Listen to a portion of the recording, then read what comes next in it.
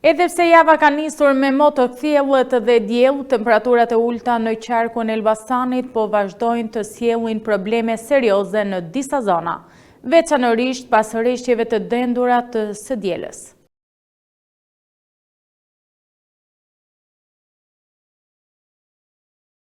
Edhe pse java ka nisur me mo të kthjellët dhe diell, temperaturat e ulta në qarkun e Elbasanit po vazhdojnë të sjellin probleme serioze në disa zona, veçanërisht pas rreshjeve të dendura të së dielës. Situata më e rënduar është shënuar në bashkitë Librasht, Prenjes, Gramsh dhe Elbasan, ku rreshjet e dëborës kanë shkaktuar vështirësi në qarkullim dhe pasiguri për banorët.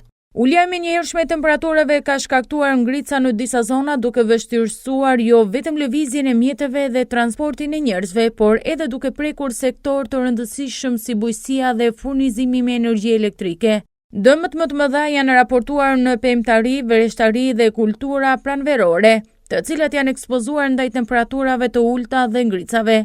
Kjo ka vënë në rrezik prodhimin e pritshëm dhe të ardhurat e fermerëve, sidomos në njësitë administrative si Rajc, Otolisht, Polis Qendër, Labinot Mal, ndërkohë dëmtimi i linjave elektrike në disa zona rurale ka sjellë ndërprerje të furnizimit me energji, duke rënduar më tej jetën e përditshme të banorëve.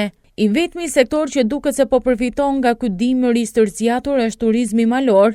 Në zonën turistike të Stëblevës, shtresa e dëborës ka arritur deri në 5 cm, duke rikthyer vizitorët dhe adhuruesit e natyrës për të shijuar peizazhin dimëror.